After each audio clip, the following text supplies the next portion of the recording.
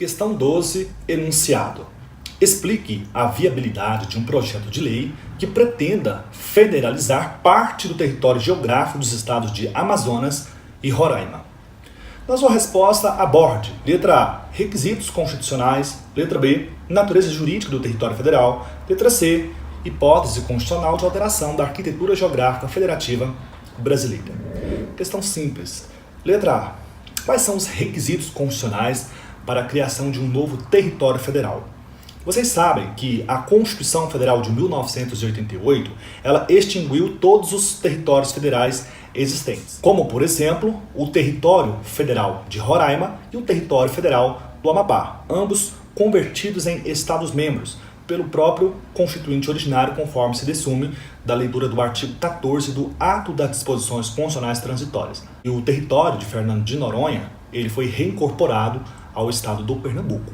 Atualmente nós não temos territórios federais no Brasil, mas existe a possibilidade de virem a ser criados, conforme a gente encontra no artigo 18, parágrafo 2º, parágrafo 3º e também a disciplina constitucional dos territórios prevista no artigo 33 da Constituição da República. Quais são os requisitos constitucionais, então, para o caso apresentado no enunciado da questão?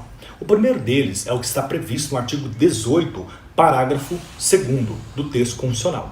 É necessária a edição de uma lei complementar federal que deve necessariamente regular o processo de formação dos novos territórios federais. É de bom vista que vocês saibam que esta lei complementar ainda não foi editada, de modo que, por se qualificar como uma norma constitucional de eficácia limitada, no momento não é possível a criação de novos territórios federais sem a edição da referida lei complementar. O segundo requisito para a formação de um novo território segue a lógica de formação dos novos estados-membros, prevista no artigo 18, parágrafo 3º, que vocês conhecem. Consulta plebiscitária à população diretamente interessada, no referido caso aos estados do Amazonas e estado de Roraima. Terceiro, oitiva das Assembleias Legislativas dos estados também interessados, Amazonas e Roraima. E quarto, a aprovação de lei complementar federal, conforme redação do artigo 18, parágrafo 3º. A letra B indaga: natureza jurídica do território federal. É o artigo 18, parágrafo 2º da Constituição que nos informa qual que é a natureza jurídica.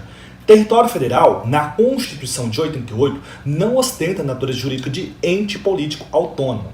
O território federal é uma descentralização territorial da União e integra, portanto, a União, também considerado pela doutrina como autarquia territorial, e por isso mesmo é desprovido de autonomia política. A letra C questiona: quais são as hipóteses constitucionais de formação aqui de novo território, de novo estado mencionados no enunciado? Olha só, em relação ao estado do Amazonas, nós temos aqui uma hipótese de desmembramento-formação. É que o estado do Amazonas, ele continua existindo, só que com território diminuído. A parte geográfica destacada aqui do estado do Amazonas vai se tornar, ou vai dar origem, à área federalizada. Em se tratando do estado de Roraima, nós temos duas possibilidades que não foram aventadas pelo enunciado. Se todo o território do estado de Roraima for convertido em território federal, nós teremos então uma hipótese de transformação de estado-membro em território federal. Agora, se apenas uma parte do território do estado de Roraima for convertido em território federal, nós teremos uma hipótese idêntica à anterior, qual seja desmembramento-formação.